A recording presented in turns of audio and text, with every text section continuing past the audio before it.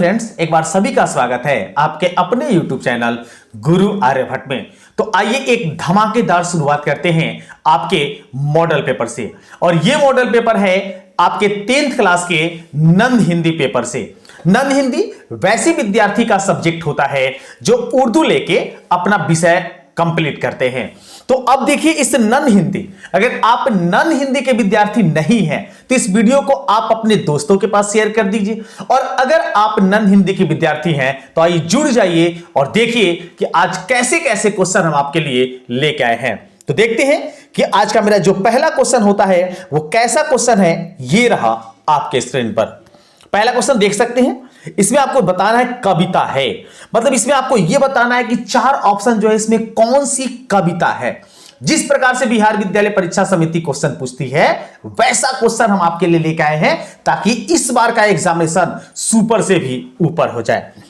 आपको बताना है हौसले की उड़ान, दीनबंधु निराला, विक्रमशिला या फिर पीपल। इसमें से कौन जो है कविता है, बाकी जो आपको मिलेंगे वो कहानी के अंश मिलेंगे। तो पहले का आपको बता दें कि पीपल जो आपको दिख रहा है डी ऑप्शन में, यह आपके पाठ्य पुस्तक में कविता के रूप में परिभाषित है, कविता के रूप में लिखित है। तो मतलब इस प्रश्न का मेरा जो राइट आंसर होगा वो हो जाएगा ऑप्शन नंबर डी। चलिए आज का सेकंड क्वेश्चन आ गया है स्क्रीन पर। सेकंड का जवाब देने का प्रयास करेंगे और समझेंगे इस प्रश्न का आंसर क्या होगा। चलिए सेकंड क्वेश्चन देखते हैं। सेकंड क्वेश्चन है नरोत्तमदास हैं। नरोत्तमदास कौन है? कवि हैं, कहानीकार हैं, उपन्यासकार हैं या निबंधकार हैं? तो आपको बता दें कि नरोत्तम दास जो आपके सामने है, नरोत्तम दास का नाम आता है मुख्य रूप से कवि के रूप में, मतलब ये कविता के कवि हैं। अर्थात यहां हम बढ़ेंगे इस क्वेश्चन में ऑप्शन नंबर ए के साथ।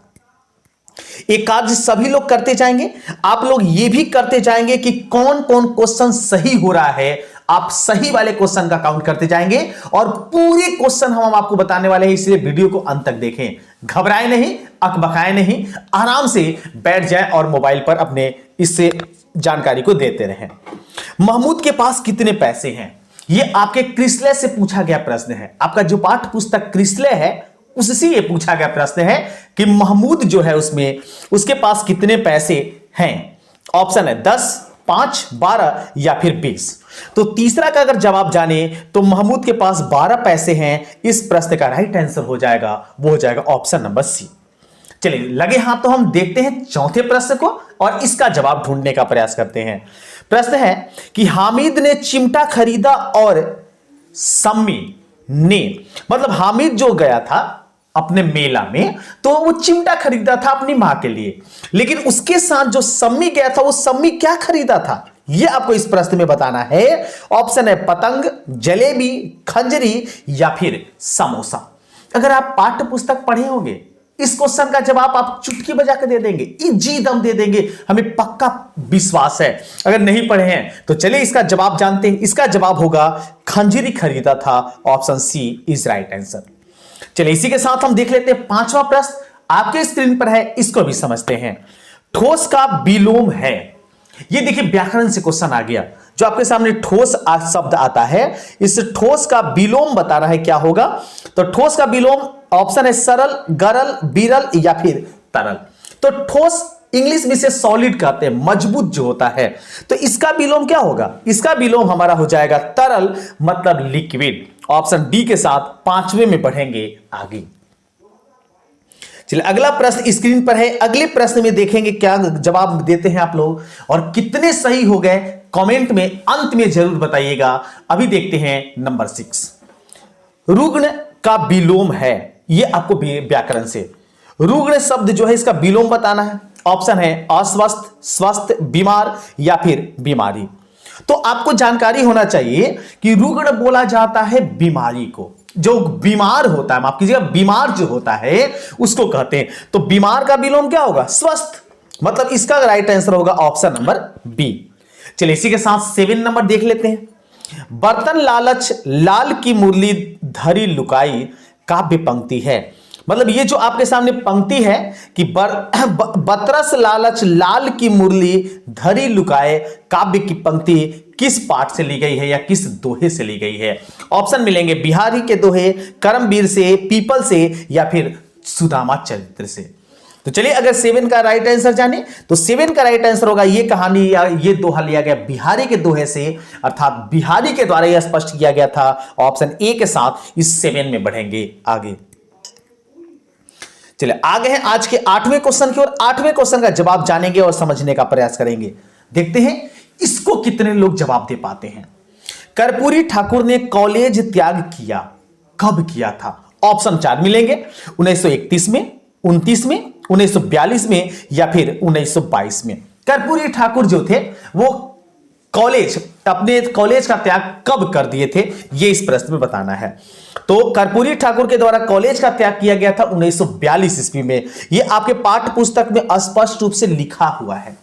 आप पाठ को देखेंगे, पढ़ लेंगे अच्छे से, तो आपको इन सारी सवालों का जवाब आसानी से और इजी मिल जाएगा। मतलब इस क्वेश्चन का राइट आंसर होगा मेरा ऑप्शन नंबर सी। नवा देख लेते हैं। 1952 ईस्वी के आम चुनाव में, खाली स्थान है, से कर्पूरी ठाकुर विजय हुए थे।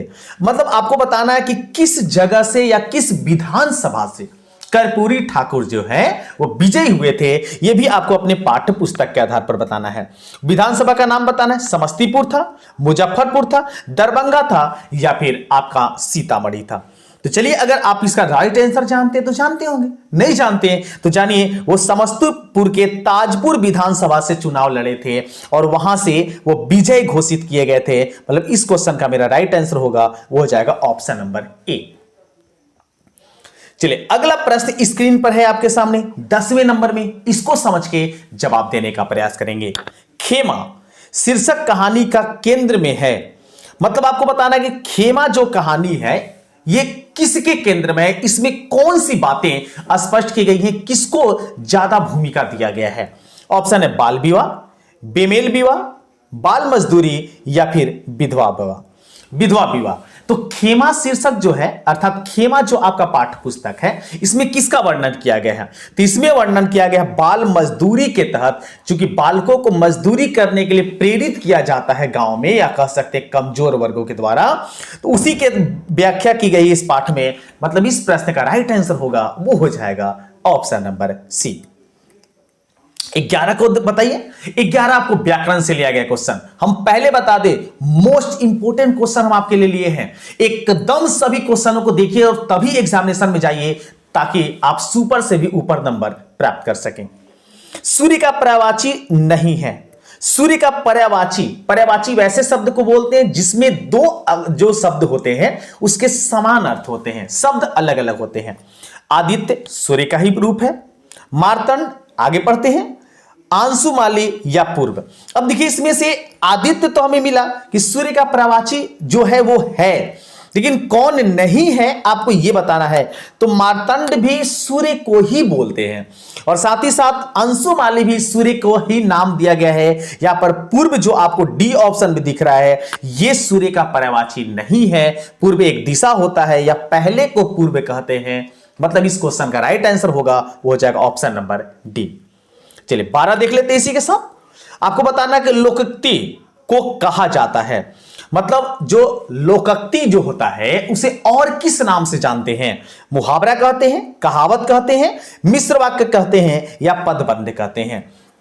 तो 12 में आपका सामने जो राइट आंसर होगा उसे कहावत के नाम से जानते हैं। जैसे नाच न जाएंगे आंगन टेढ़ा, ऐसे कहावत सुने होंगे, या फिर ऐसा कहावत सुने होंगे, क्या अकेला चना भाड़ फोड़ेगा। तो ऐसे ऐसे जो पद होते हैं या लोकोक्ति कहते हैं या फिर इसे कहावत कहते हैं। इसमें बढ़ेंगे ऑप्शन नंबर बी के साथ। अगला क्वेश्चन देख लेते हैं। अगला प्रश्न आपके स्क्रीन पर है जो आपके सामने है 13 नंबर में। 13 को समझ के जवाब देने का प्रयास करेंगे। आइए पढ़ते हैं प्रश्न को, देखते हैं क्या है। छायावादी कविता का उल्लेखनीय विशेषता है। छायावादी कविता का उल्लेखनीय विशेषता किसके द्वारा है? प्रकृति चित्रण, यथार्थ चित्रण, श्रमिक वर्ग का वकालत या फिर बसंत ऋतु की विशेषता। इसमें से कौन सा छायांकित कविता का उल्लेख किया गया है, इस प्रश्न में आपको यह बताना है। तो 13 में हम जाने तो 13 में छायावादी जो कविता है वो उसका प्रकृति चित्रण किया गया है, सौंदर्य की व्याख्या की गई है अपने नेचर की, अर्थात प्रकृति चित्रण is right answer. Option A इसका सही होगा। 14 देख लेते हैं। संजू को डायरी लिखने की प्रेरणा किस महापुरुष से मिली? ये काफी मेरा कह सकते मेरा फेवरेट एक टॉपिक है, जिसके द्वारा हम काफी ज्यादा इंस्पायर हुए और अपने लक्ष्य को प्राप्त करके हम अपना भी डायरी लिखने का काम शुरू किए।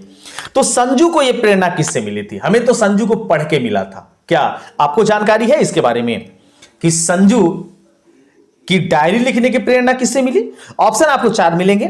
डॉक्टर राजेंद्र प्रसाद से, बापू से, बापू मतलब महात्मा गांधी से, नेहरू से, या फिर सरदार वल्लभ भाई पटेल से।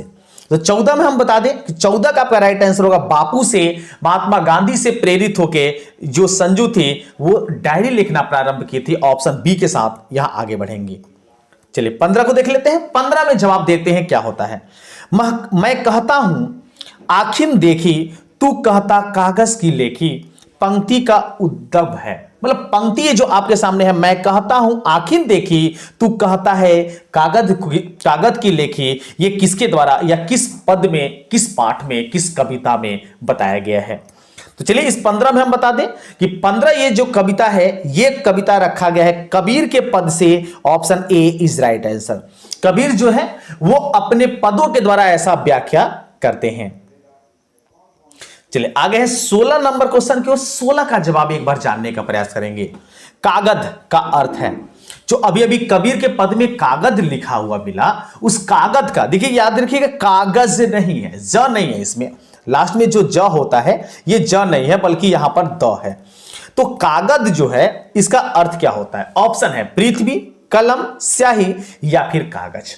देखिए कई सारे लोग तो आसानी से इस क्वेश्चन का जवाब दे पाएंगे, लेकिन वास्तव में देखिए कागज जो है वो कागज को ही बोला गया है। इसके लिए दूसरा वर्ड या दूसरा शब्द प्रयोग नहीं किया गया है। मतलब इस प्रश्न का राइट आंसर होगा ऑप्शन नंबर डी। 17 देख लेते हैं। रामधारी सिंह दिनकर का जन्म हुआ था। ये देखिए रामधारी सिंह दिनकर, इनके द्वारा भी अच्छी लेखिका की जाती है और इनके द्वारा भी आपके पाठ्य पुस्तक में एक पाठ बताया गया है। तो इनका जन्म कहां हुआ था? बंगाल में, उत्तर प्रदेश में, बिहार में या फिर दिल्ली में। तो 17 में बता दें कि 17 का राइट आंसर होगा रामधारी सिंह दिनकर का जन्म बिहार में हुआ है। हमारे बिहारी भाई के रूप में एक जाने जाते हैं ये, इसलिए इसमें हम कहेंगे option number C is right answer. 18 को देख लेते हैं। 18 को जवाब देते आएंगे और आप अपना काउंट करते रहेंगे आपको कितना अंक आज के पूरी सेशन में प्राप्त होते हैं। मन में ठान लेना मुहावरे का अर्थ है। मन में ठान लेना, मन में ये ठान लिए हैं कि इस बार का जो मार्क है वो 400 प्लस करके रहेंगे, 400 प्लस कम नहीं होने देंगे, ये मन में ठान लिए हैं। ऐसा आप लोग के दिमाग में होता होगा। तो अगर ये मन में ठान लिए तो आपको जवाब मिल गया होगा। पक्का विचार करना, पक्का कर चुके हैं कि 400 प्लस तो एकदम कहीं नहीं जाएगा, बिहार बोर्ड से लेके रहेंगे। मतलब 18 का राइट आंसर होगा ऑप्शन नंबर सी। चलिए 19 आपके स्क्रीन पर है, इसको जवाब देते हैं। सही वर्तनी मतलब इसमें सही बताना है कौन सा है। श्रृंगार लिखा हुआ आपके सामने जो शब्द है श्रृंगार है, तो श्रृंगार में सही शब्द कौन सा है? तो देखिए ये श्रृंगार जो है आपके सामने ये गलत है, कुछ विद्यार्थी इसको सही कहेंगे। इसमें शुद्ध जो श्रृंगार है वो बी ऑप्शन में लिखा हुआ है। B option is right answer. श्रृंगार देखिए आपके सामने ऐसे लिखा जाता है, श्रृंगार में ये र जो होता है ये र का प्रयोग नहीं किया जाता है। मतलब 19 में हम बढ़ेंगे ऑप्शन नंबर बी के साथ। चलिए देख लेते हैं 20 नंबर। 20 है वकील साहब कैसे विचार के थे, प्रकृति कैसा था, स्वभाव कैसा था हमारे वकील साहब का? ईर्ष्यालु थे, परोपकारी थे, उदासीन थे या फिर राजनीतिज्ञ थे? तो जो वकील साहब हैं वो ईर्ष्यालु थे। पाठ्य पुस्तक में बताया गया है आपको वो कैसे थे, ईर्ष्यालु थे। मतलब 20 का राइट आंसर होगा ऑप्शन नंबर ए। अगले प्रश्न में बढ़ते हैं। अगला प्रश्न स्क्रीन पर है 21 नंबर में, इसको जवाब जानने का प्रयास करेंगे। प्रश्न है पानी है, पानी कौन सी संज्ञा है? संज्ञा में बताना आपको, द्रव्यवाचक, समूहवाचक, भाववाचक या जातिवाचक। तो पानी एक वस्तु का बोध कराती है, पानी जो है द्रव्य का बोध कराती है, इसलिए हम इसे कहेंगे द्रव्यवाचक संज्ञा है। ऑप्शन ए के साथ यहां बढ़ेंगे आगे। चलिए 22 देखते हैं।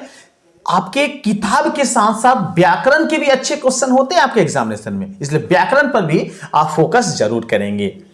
कारक के कितने भेद होते हैं? ये अच्छा क्वेश्चन है। कारक जैसे आप पढ़ते होंगे कर्ता ने, कर्म को, करण से, ऐसे करके कारक पढ़े होंगे। तो कारक के जो भेद होते हैं वे टोटल 8 होते हैं। Option C is right answer. चलिए अगला क्वेश्चन, अगला प्रश्न आपके सामने है 23 नंबर में, इसको समझेंगे। पीला है अंबर जिसका, उसमें कौन सा समास होगा?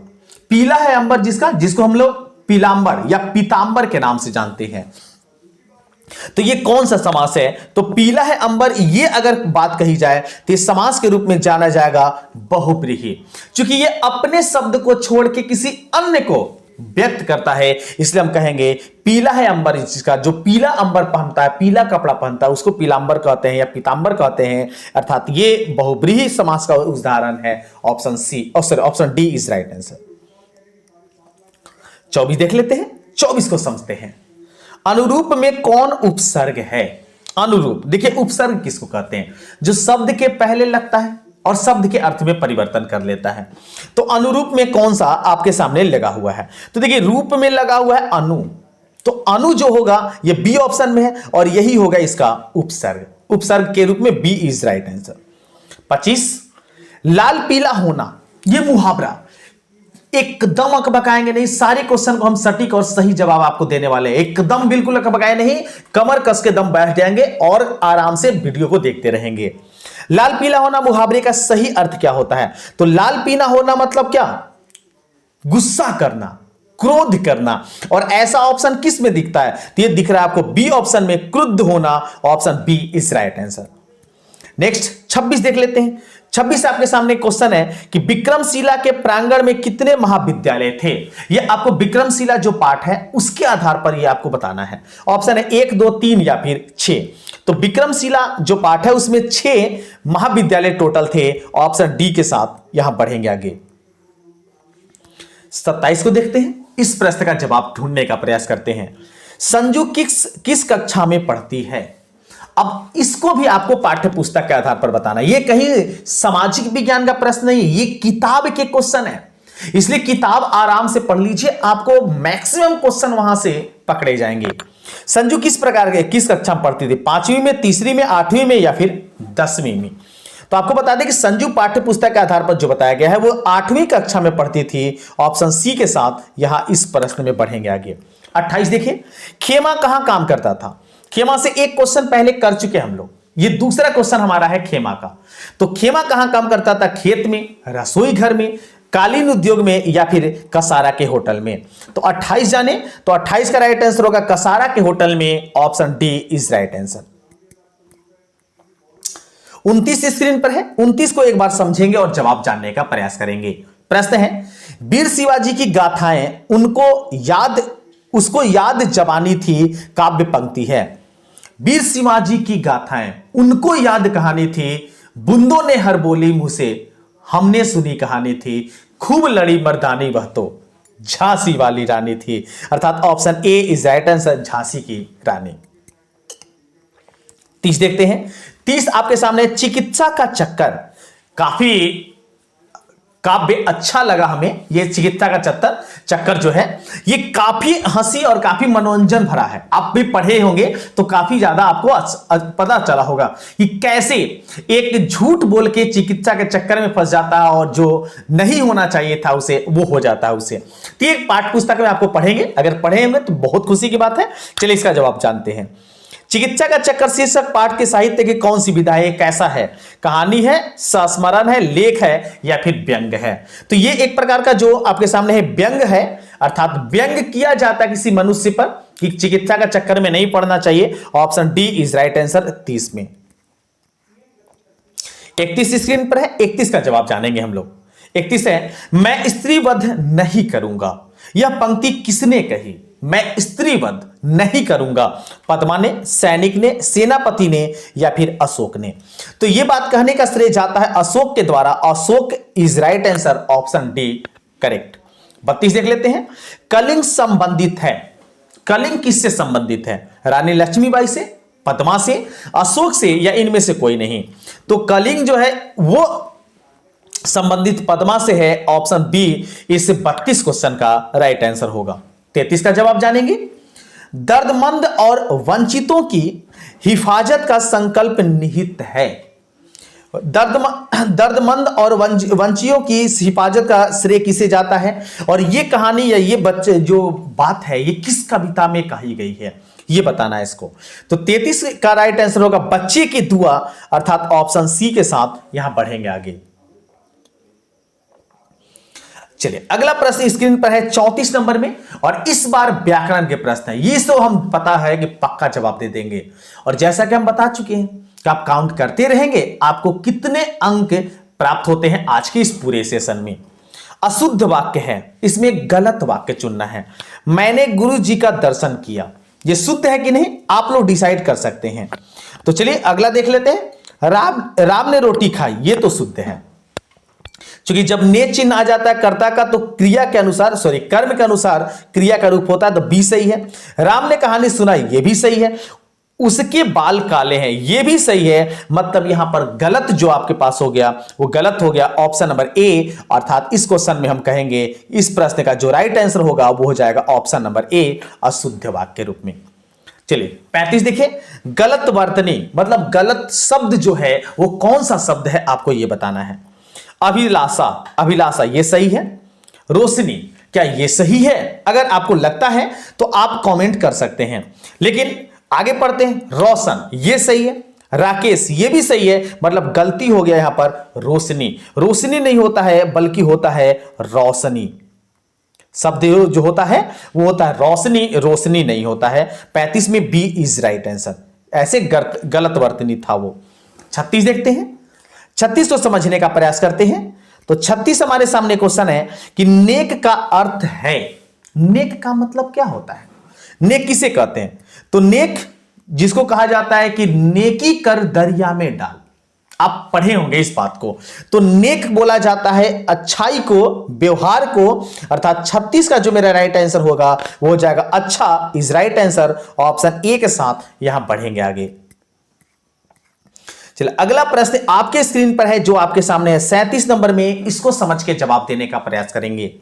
सिरचन ने किसे बेपानी कर दिया? सिरचन जो था वो किसे पानी पानी कर दिया, ये ऐसे पूछा जाना चाहिए था। तो ऐसे क्वेश्चन ही बनाया गया है। आपके सामने 4 ऑप्शन है, आपको बताना है पंचानंद चौधरी के बड़े लड़के को, छोटे लड़के को, नौकर को या उसके मुंशी को। तो सिरचन का जवाब हम अगर आप देते हैं तो आराम से बता सकते हैं वो परेशान किया था पंचानंद के छोटे लड़के को, मतलब option B is right answer.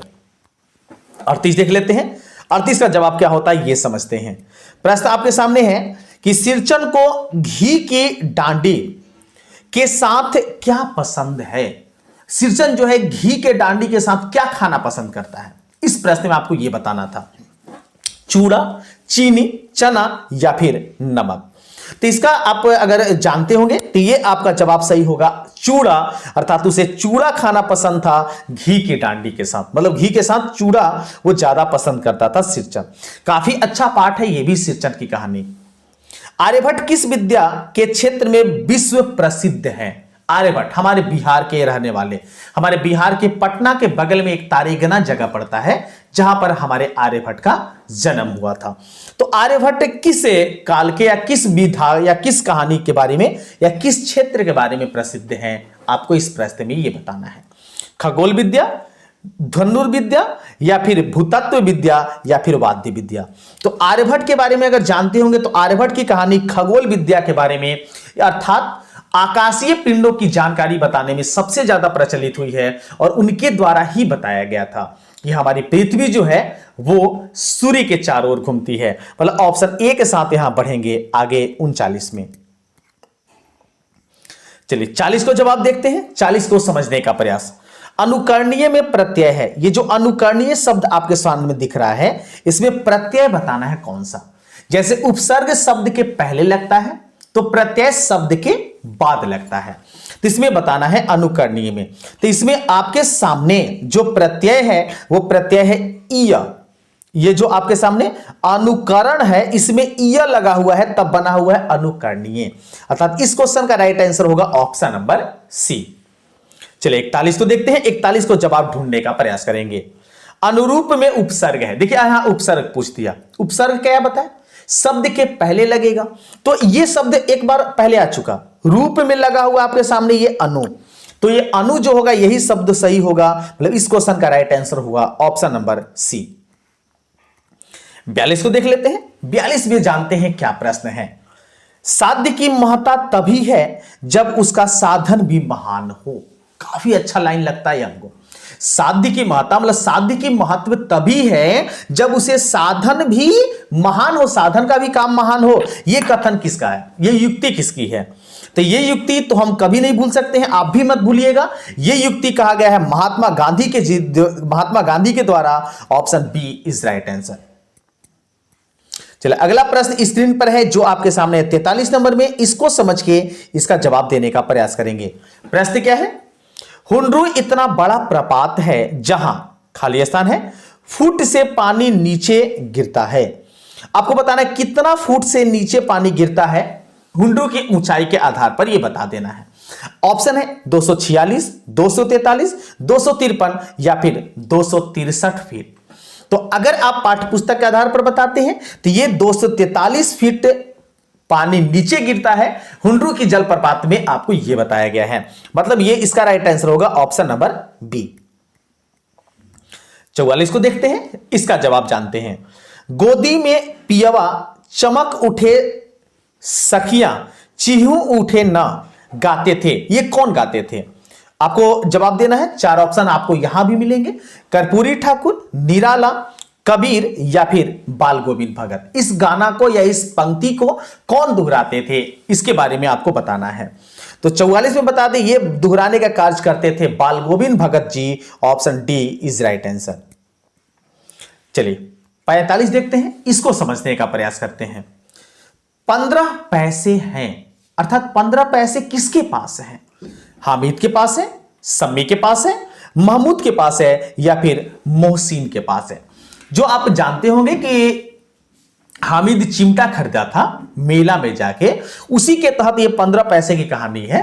तो 15 पैसे की कहानी या 15 पैसे किसके पास है? तो 15 पैसे मोहसिन के पास होते हैं। Option D is right answer. 45 का राइट आंसर डी होगा। चलिए 46 देखते हैं। 8वीं कक्षा में पढ़ती है। देखिए क्वेश्चन थोड़ा उलट के पूछा गया है। अभी जाने थे कि संजू जो है किस कक्षा में पढ़ती है, तो 8वीं में। तो 8वीं कक्षा में कौन पढ़ती है? तो संजू, मतलब इसका राइट आंसर होगा ऑप्शन नंबर सी। 47 देख लेते हैं। निम्नलिखित में से किस पाठ की विद्या व्यंग है? व्यंग किस पाठ को लिया गया है? व्यंग के रूप में जो किसी दूसरे पर कमेंट करके समझाने का प्रयास किया जाता है, और यह कहा जाता है चिकित्सा के चक्कर में। Option D is right answer.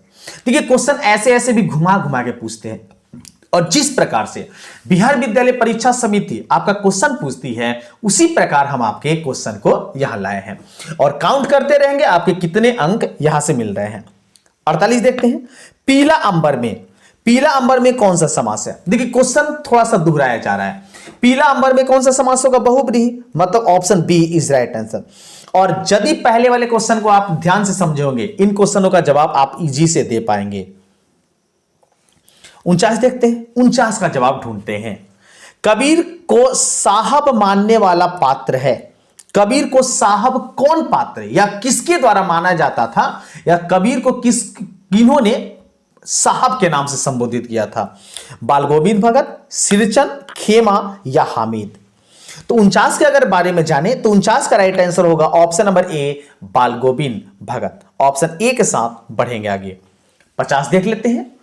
भक्ति काल के कवि कौन है? आपको इस प्रश्न में बताना है कि भक्ति काल के कवि कौन है? गोपाल सिंह नेपाली, अरुण कमल बिहारी या फिर कबीरदास? तो भक्ति काल मतलब भक्ति कहानियां या भक्ति कविता कौन लिखते हैं, वही भक्ति काल के कवि कहे जाएंगे। तो भक्ति काल के कवि कहे जाते हैं Kabirdas ji. Option D is right answer. Option D के साथ यहां बढ़ेंगे आगे। अगला क्वेश्चन 51 नंबर में है। पीला है अंबर जिसका, यह कौन सा समास होगा? देखिए 3 बार क्वेश्चन आ गया और इसका हम जवाब बार बार बता रहे हैं, बहुब्रीहि समास होगा। ऑप्शन बी के साथ आगे बढ़ेंगे। 52 देखते हैं। 52 में अगला क्वेश्चन आपके सामने। प्रत्येक शब्द में, प्रत्येक जो शब्द है उसमें कौन सी संधि है? तो आपको बता दें प्रत्येक शब्द का जो संधि विच्छेद होता है वो होता है प्रति जोड़ एक। तो प्रति जोड़ एक जो है वो कौन सी संधि का उदाहरण है? आपको इसमें से चार ऑप्शन है और इस चारों के चारों आपको दिख रहे हैं, जो दिख रहे हैं ये स्वर संधि दिख रहे हैं। तो स्वर संधि में यण है, अयादि है, दीर्घ है या वृद्धि संधि है। तो आपको बता दें कि प्रत्येक में प्रति जोड़ एक अगर जो होता है तो 52 के साथ हम बढ़ेंगे ऑप्शन नंबर यण स्वर्ण के साथ, अर्थात यर स्वर is right answer, option A के साथ बढ़ेंगे आगे। 53 देखते हैं। निंदा है। निंदा क्या है? पाठ्य पुस्तक के आधार पर ईर्ष्या की मां का नाम, ईर्ष्या की छोटी बेटी का नाम, ईर्ष्या की बड़ी बेटी का नाम या फिर ईर्ष्या के नानी का नाम। निंदा किसका नाम है? पाठ्य पुस्तक के आधार पर सोचिए और बताइए। अगर आपको पता है तो काफी मजे की बात है, नहीं पता तो चलिए बताते हैं। ईर्ष्या की बड़ी बेटी का नाम जो था वो निंदा था, option C is right answer, question number 53 का। 54 देख लेते हैं। 4 साल चला, मतलब कौन सा युद्ध 4 साल चला था? कलिंग का युद्ध, बक्सर का युद्ध, प्लासी का युद्ध या फिर इनमें से कोई नहीं। ये हिंदी में कविता है, ये सॉरी हिंदी की कहानी है और हिंदी की कहानी के अनुसार बताना है 4 साल कौन चला था। तो 4 साल जो चला था वो कलिंग का युद्ध चला था, ऑप्शन ए के साथ यहां बढ़ेंगे आगे। 55 देखते हैं। 55 का जवाब एक बार जानने का प्रयास करेंगे और इसको समझाएंगे, मतलब समझेंगे, माफ कीजिएगा, समझेंगे।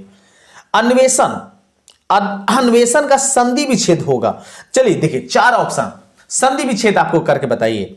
ऑप्शन चारों देख लीजिए और चारों के अनुसार बताइए कि इसमें से कौन राइट आंसर होगा। हम जानते हैं आप इसका आंसर बता पाइएगा, एकदम बताइए। और अगर आपको पता नहीं चला, हम बताते हैं, पता चल गया, मिलाइए आंसर। इसका आंसर होगा ऑप्शन नंबर ए, अनुजोड़ एषण। अनुजोड़ एषण को अन्वेषण कहेंगे। 56 देखते हैं। आचार्य शिव पूजन सहाय द्वारा रचित पाठ। देखिए इतने आप आराम से, आप किसले में आराम से देख लीजिए कि टोटल 23 पाठ है। 23 पाठ के जितने भी कवि और लेखक हैं आप आराम से उसको याद कर लीजिए। अगर याद कर लीजिएगा तो आपको हम पक्का कहते हैं कि 10 से 20 क्वेश्चन आपको आराम से अपने पेपर में मिल जाएंगे। क्योंकि इस बार सेशन में दुगना प्रश्न पूछा जाने वाला है, इसलिए आपको ऐसा मिल जाएगा। तो आचार्य शिव पूजन सहाय जो है वो रचनाकार हैं दीनबंधु निराला का, ऑप्शन बी के साथ आगे बढ़ेंगे। चलिए अगला क्वेश्चन, अगला प्रश्न आपके सामने है और अगला प्रश्न आपके सामने है 57 नंबर में। इसको जानते हैं। खुशबू रचते हैं हाथ की विधा है, मतलब खुशबू रचते हैं हाथ, ये किस प्रकार की कहानी है, किस प्रकार की चरित्रण है, विधि है? ऑप्शन है कविता है, कहानी है, निबंध है या यात्रा वृतांत है। तो 57 में अगर बात करें तो 57 का आपका जो राइट आंसर हो जाएगा वो हो जाएगा ऑप्शन नंबर ए, कविता। खुशबू रचते हैं हाथों में, ये एक प्रकार की कविता है, ऑप्शन ए के साथ बढ़ेंगे आगे। चलिए 58 देखते हैं। 58 को जवाब जानते हैं। चिकित्सा का चक्कर खाली स्थान द्वारा रचित पाठ है, इसका लेखक का नाम बताइए। ये एक प्रकार का व्यंग है, ये तो हम लोग जान गए। तो व्यंग जो है इसके जो रचनाकार है कौन है? बेढप बनारसी, वंशीधर श्रीवास्तव, बिहारी या प्रेमचंद। तो अगर आप 58 के बारे में जानते हैं तो 58 का आपका राइट आंसर होगा चिकित्सा का चक्कर, जो लिखा है गया है बेढप बनारसी के द्वारा, ऑप्शन ए के साथ यहां बढ़ेंगे आगे। चलिए अगला क्वेश्चन देखते हैं। पीपल पाठ के रचनाकार। देखिए कितने अच्छे अच्छे क्वेश्चन, आप 23 को याद कर लीजिए। आपको पहले कह चुके हैं 10 से 20 क्वेश्चन आपको एकदम आसानी से आपको एग्जाम में मिल जाएंगे। पीपल पाठ के रचनाकार बताना है। तो पीपल पाठ के रचनाकार सब लोग को मुंह जबानी याद होना चाहिए। इसके रचनाकार हैं गोपाल सिंह नेपाली, ऑप्शन डी के साथ यहां बढ़ेंगे आगे। 60 देख लेते हैं। 60 क्या है? संस्कृत भाषा के शब्द जो हिंदी में प्रयुक्त होते हैं उसे क्या कहते हैं? तो संस्कृत और हिंदी में समान शब्द जिसको प्रयोग किया जाता है उसको तत्सम कहा जाता है, ऑप्शन ए के साथ आगे बढ़ेंगे। तद्भव कहा जाता है जो संस्कृत से बिगड़कर हिंदी में आ जाता है। देशज जो अपने देश में प्रयोग होता है और विदेशज जो विदेशी भाषा से हमारे हिंदी में प्रयोग में लाया गया है। 61 देख लेते हैं। पाठ्य पुस्तक में पीपल शीर्षक पाठ्य क्या है? पीपल क्या है? एकांकी है, कहानी है, कविता है या रेखा चित्र है? आपको 4 ऑप्शन ये बताना है। तो 61 में अगर जाने तो 61 एक प्रकार का पीपल जो है कविता है, option B is right answer. चलिए 62 को देखते हैं। प्रेमचंद्र लिखित कहानी का नाम। देखिए कितना अच्छा क्वेश्चन। बोल चुके हैं कितने अच्छे से आपको मिल जाएगा अगर वो 2300 पाठ याद कर लेते हैं। तो प्रेमचंद्र जो है वो रचना किए थे ईदगाह की, अर्थात ईदगाह जो आपके सामने पाठ है, ईदगाह की कहानी आप बहुत अच्छे से पढ़े होंगे। तो ये प्रेमचंद्र के द्वारा लिखा गया है। Option C is right answer प्रश्न नंबर 62 का। आप काउंट भी करते रहेंगे, आपको आज के इस पूरे सेशन में कितने नंबर प्राप्त हो रहे हैं। 63 देखते हैं इसी के साथ।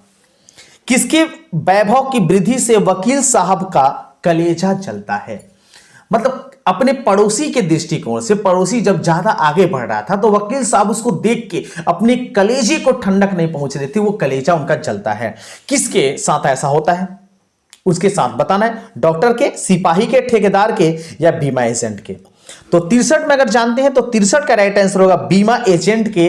बीमा एजेंट को जल के वकील साहब जल रहे थे। Option D is right answer. 64 देख लेते हैं। नेपोलियन भी स्पर्धा करता था, किसी से स्पर्धा करता था? रसेल से, सीजल से, मोदी से या फिर इमरान से? देखिए मोदी तो होगा नहीं, क्योंकि मोदी तो अब आए हुए हैं, ये तो कहानी में है नहीं, लेकिन ऐसे ऑप्शन में दे दिया है केवल आपको बेवकूफ बनाने के लिए। तो नेपोलियन जो था ये सीजर से स्पर्धा करता था। Option B is right answer. 65 देखते हैं। हमें नहीं होना चाहिए, कैसा नहीं होना चाहिए? दयालु, कमाऊ, ईर्ष्यालु या परोपकारी? तो देखिए अगर हमें नहीं होना चाहिए तो दयालु तो होना चाहिए, कमाऊ भी होना चाहिए, कमी नहीं तो करना चाहिए, ईर्ष्यालु नहीं होना चाहिए, ईर्ष्या नहीं करना चाहिए, दूसरे को देख के जलना नहीं चाहिए। यह सही आंसर होगा। ऑप्शन सी के साथ आगे बढ़ेंगे। 66 देखते हैं। नीलकमल में कौन सा समास है? नीलकमल, नीलकमल बोला जाता है ऐसे महापुरुष को जिनका कंठ जो है वो नीला है, उसको नीलकमल कहते हैं। और ऐसे कौन है? शिव। तो ऐसा जो समास होता है, ऐसे समास को किस श्रेणी में रखा जाएगा? तो इसकी श्रेणी जो आपके सामने होगी इसको हम कर्मधारय समास कहेंगे। मतलब option D is right answer. अगला प्रश्न आपके स्क्रीन पर है 67 नंबर में, इसको समझ के जवाब देंगे। रामायण शब्द किस संज्ञा का उदाहरण है? रामायण शब्द, रामायण जो है केवल एक भाग है, मतलब कह सकते हैं इसमें कई प्रकार की जातियां, कई प्रकार के समूह नहीं है। तो रामायण जो शब्द होगा, ये रामायण शब्द आपका हो जाएगा व्यक्तिवाचक संज्ञा, मतलब एक व्यक्ति की बोध कराता है। Option A is right answer. 68 देखिए। कोई किस सर्वनाम का उदाहरण है? कोई जो आपके सामने पद है ये किस सर्वनाम का? सर्वनाम तो है लेकिन कैसा सर्वनाम है? निश्चयवाचक, अनिश्चयवाचक, संबंधवाचक या फिर पुरुषवाचक? तो 68 अगर समझे तो 68 जो है कोई अनिश्चयवाचक, पता तो नहीं है कोई होगा, हमें स्पष्ट उससे पता नहीं चल पा रहा है कि यही व्यक्ति होगा, इसलिए हम यह कहेंगे अनिश्चयवाचक सर्वनाम है। Option B is right answer. चलिए 69 क्वेश्चन आप मिलाते रहेंगे, और यदि मेरे चैनल पर नए हैं तो जरूर चैनल को सब्सक्राइब कर लीजिएगा और इस वीडियो को अधिक से अधिक दोस्तों में शेयर कीजिएगा, ताकि सभी लोग इसको देख के अपने अपने नंबर को बढ़ा सके, अच्छे नंबर ला सके। अधजल गगरी छलकत जाए क्या है? तो अधजल गगरी छलकत जाए ये एक प्रकार का कहावत है। तो ये हम कहेंगे एक प्रकार का लोकोक्ति है, मुहावरा मारा गया। B option is right answer, एक प्रकार का कहावत है। चलिए आज आ गए हैं अंतिम क्वेश्चन की ओर। 70 क्वेश्चन का स्पेशल सेट लेके हम आपके सामने उपस्थित हुए थे। उम्मीद करते हैं वीडियो काफी ज्यादा पसंद आया होगा। राम घर जाता है कैसा वाक्य है? तो राम घर जाता है केवल एक वाक्य है, मतलब एक प्रकार का सरल वाक्य होगा। ऑप्शन ए के साथ 70 में बढ़ेगा आगे। तो इस वीडियो में इतना ही। उम्मीद करते हैं वीडियो आपको काफी ज्यादा पसंद आया होगा। नेक्स्ट वीडियो में कुछ और नए टॉपिक के साथ पुनः हम आपके सामने उपस्थित होते हैं। तब तक सभी को वंदे मातरम।